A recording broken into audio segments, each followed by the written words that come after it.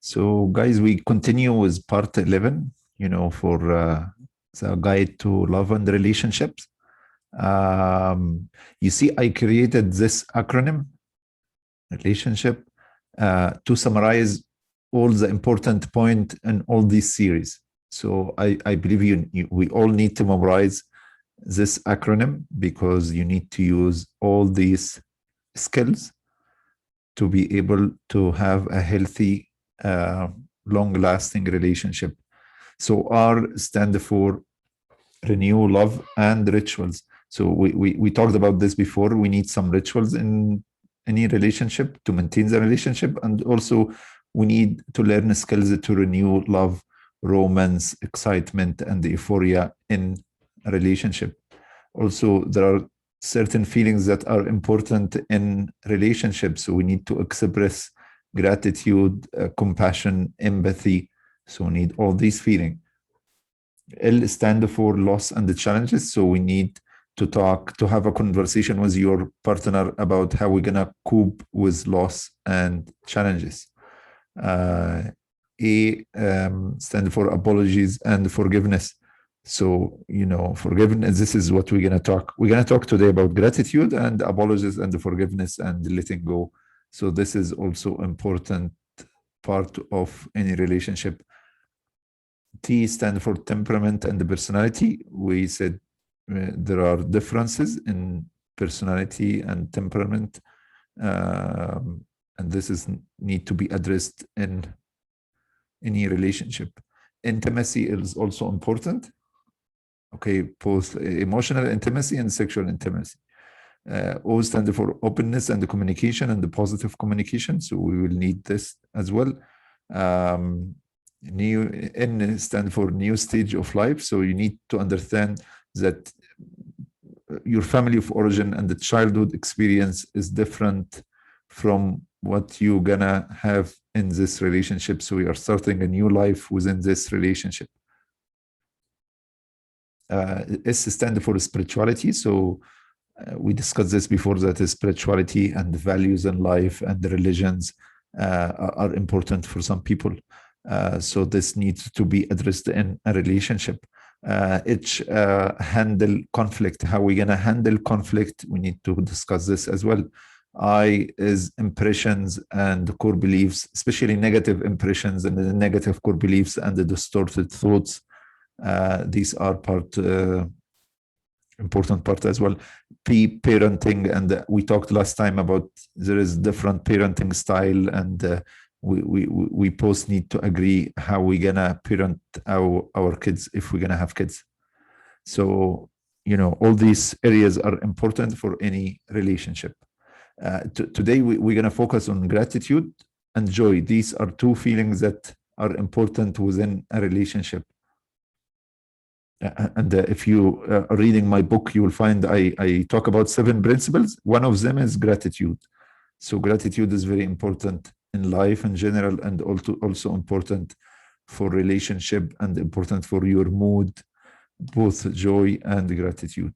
And this is part of from my book. If you look at the book, you'll find multiple studies showing that gratitude is associated with better relationship, more empathy, less aggression, less stress, improved self-esteem, lower anxiety and depression symptoms, coping with trauma and PTSD. And also gratitude help you to be grateful, not just for positive experience, but you can be grateful for also problems and the negative experience of life, because you're going to see negative experience as a learning opportunity. So you remember, when we have a problem, we look at the problem as a learning opportunity. That's why we can be grateful for this learning opportunity. So within a relationship, how are you going to talk about joy and gratitude? So these are the questions, as we did in previous sessions. These are questions that you need to discuss with your partner.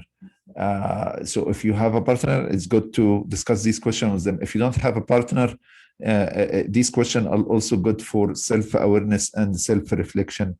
It's not only for relationship stuff. one of the question is, you discuss with your partner or just for you to journal about what is your most joyful memory as a child.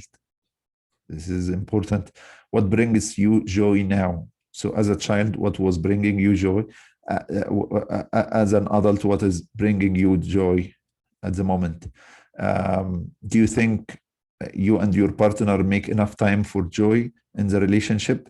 Does your partner make you feel joyful? Why and why not?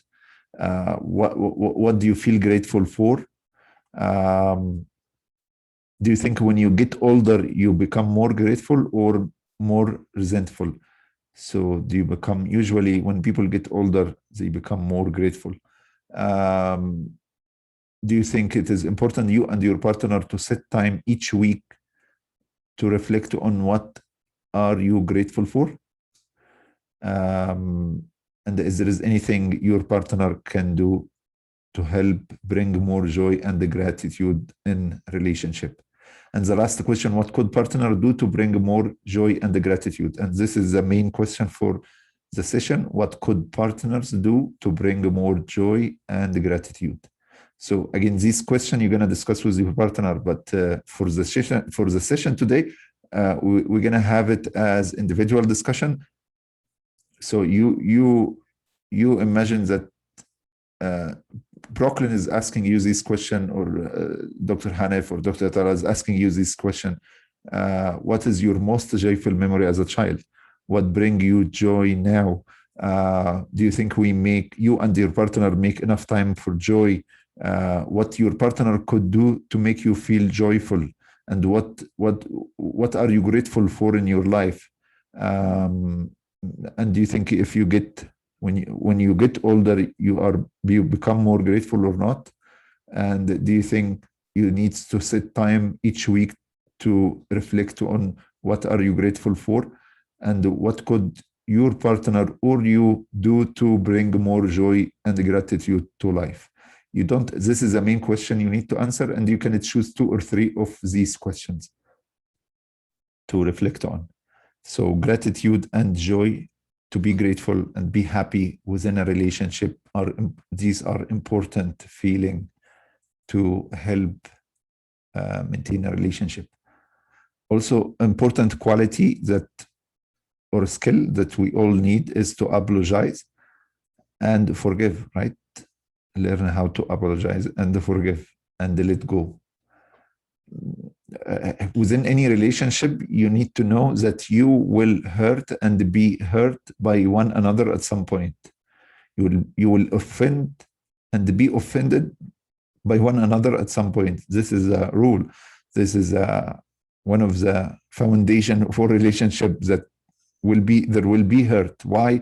It's not intentional offense or intentional hurt. It is just because the differences. There is differences in childhood experience, differences in personality, differences in goals, differences in choices, differences in wants and needs.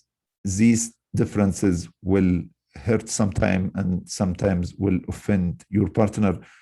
So we will need a forgiveness and apology as part of a relationship. The ability to apologize and forgive is crucial in a relationship. And as I mentioned in my book, there is a section in the book about forgiveness. Forgiveness is letting go of resentment. Letting go of resentment and anger and hate toward the people who cause you difficulty. So is forgiveness good for mental health or not good? Studies have shown that forgiveness therapy, there is now something called forgiveness therapy. It reduces symptoms of depression and anxiety, anger, fear, paranoia, all negative symptoms, to increase your capacity for love and the courage. It reduces the blood pressure if you have high blood pressure. It reduces symptoms of chronic pain like fibromyalgia. On the other side, unforgiveness and resentment, it increases cortisol level, adrenaline level, cytokines, and this one increase inflammation. Inflammation is part of the main chronic disease. Cortisol, if it is high all the time, it's gonna cause damage to the body and impair your immunity and increase blood pressure and blood sugar. The same thing, adrenaline. So forgiveness is important in a relationship, and also for mental health, and also for physical health.